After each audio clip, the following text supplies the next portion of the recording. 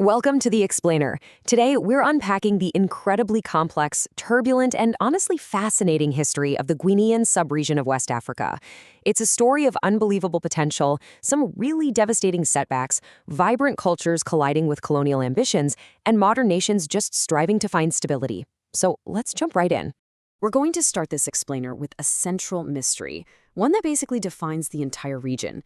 How on earth can a place with so much natural wealth struggle so deeply with poverty? It's a huge paradox, right? And it's a question that historians, economists, and, well, the people of Guinea themselves have grappled with for decades.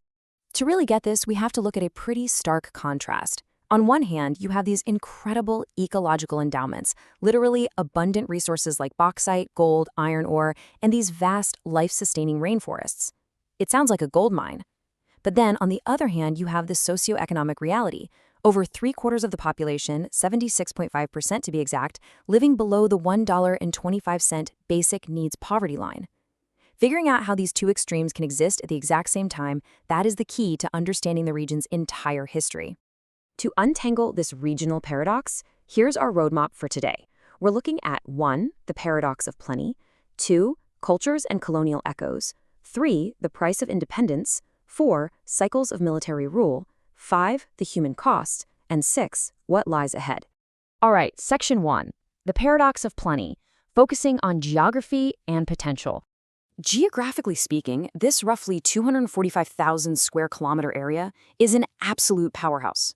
It's essentially divided into 3 main ecological zones. You've got the coast and plains filled with mangrove swamps and lagoons. Then you move up to the rugged, elevated Futojalan highlands, which are just teeming with dense, humid forests. Because of this unique topography, this region is actually the source of major West African rivers. We're talking the Niger, the Gambia, and the Senegal rivers. And beneath the soil, massive mineral wealth like iron ore and bauxite, plus abundant native timber. It is an incredibly promising landscape.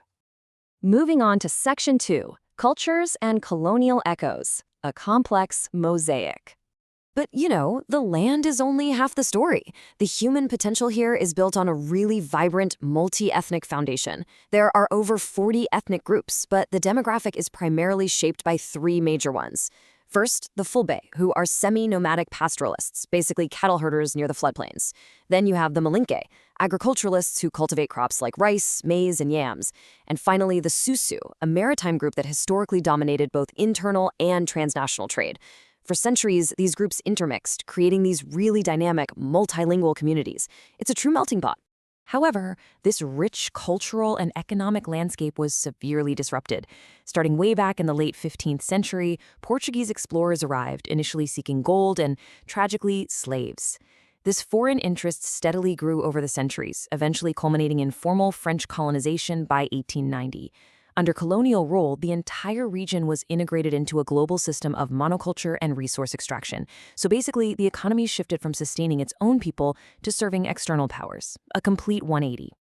This brings us to Section 3, the price of independence, the 1958 rupture.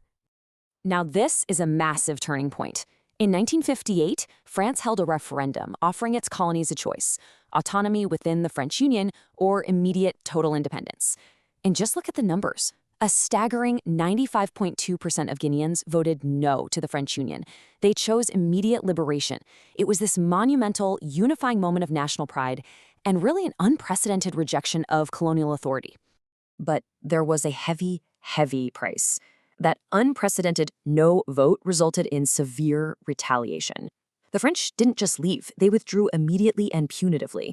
French personnel fled, taking whatever they could carry and actively destroying the infrastructure they left behind. They quite literally shredded the colonial constitution. So the new republic was left entirely isolated overnight, with virtually no administrative or economic framework to lean on. Just imagine starting a country from scratch like that. And this fever for independence, it spread like wildfire across the broader subregion. The momentum in Guinea actually inspired radical mass movements nearby. For example, in neighboring Portuguese-controlled Guinea-Bissau, the tragic Pinjaguidi massacre in August 1959, which was a violent police crackdown, served as the ultimate catalyst. It pushed the PAIGC to mobilize, transitioning from peaceful agitation straight into a full-blown armed struggle for national liberation. Which leads us to Section 4, Cycles of Military Rule, the Authoritarian Trap. Following that chaotic birth, the region fell into decades of extreme political instability. After independence in 1958, Ahmed Sékou Touré established a one-party socialist state, which eventually relied heavily on repression just to maintain control. After his death in 1984, Lansana Conté seized power in a military coup, ushering in another long era of authoritarianism, just under a different guise. And most recently, looping right back to military rule, we saw Colonel Mamadi Doumbouya oust the civilian government in 2021. It's this dizzying, tragic loop. That 2021 coup provides a perfect example of this cycle in action. President Alpha Condé was ousted by Doumbouya after Condé controversially sought a third term. While the military takeover was initially welcomed by some folks frustrated with Condé's rule, the junta quickly suspended the constitution. That resulted in intense economic sanctions from the regional bloc, ECOWAS. Today, there's widespread anxiety over democratic norms as the military delays announcing clear transition timelines. Section 5. The human cost. Let's look at the data behind the politics. Behind all these regime changes lies the true toll on everyday citizens.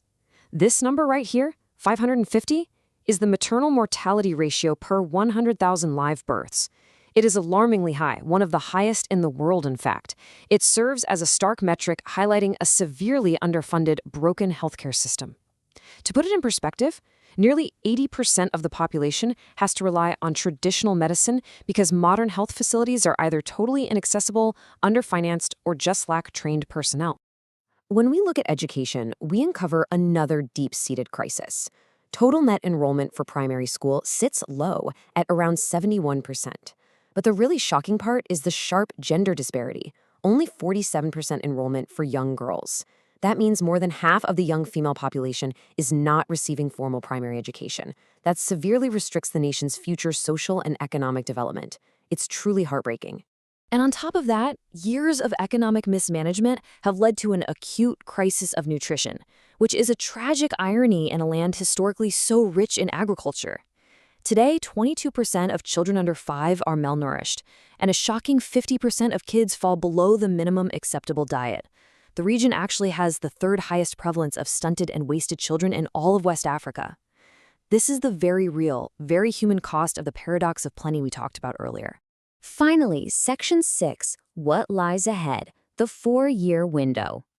So, where do things go from here? The current military leadership theoretically has a brief 4-year transition window to execute broad-based reforms before the international community's patience completely runs out. For this transition to actually mean anything, it requires way more than just holding elections. They have to actively address the deep-rooted legacies of authoritarianism, execute a multi-front fight against systemic corruption, fundamentally reform the security sector so it protects instead of oppresses, and, crucially, establish a judiciary that is genuinely accountable to the rule of law. Navigating this path is going to be incredibly challenging, but it's an absolute necessity. As the source material highlights, there is a persistent hope that the region can transition properly, that its leaders will finally be held accountable, and that the state will actually start responding to popular needs rather than self-interest. So, I'll leave you with this final thought. Will this current transition period be the one that finally breaks the historical cycle of coups and corruption? Or will it be just another chapter in the paradox of plenty? The natural wealth is undeniably there. The cultural resilience is there. Now the governance just has to catch up. Thank you for joining us for this explainer. Until next time, keep questioning the world around you.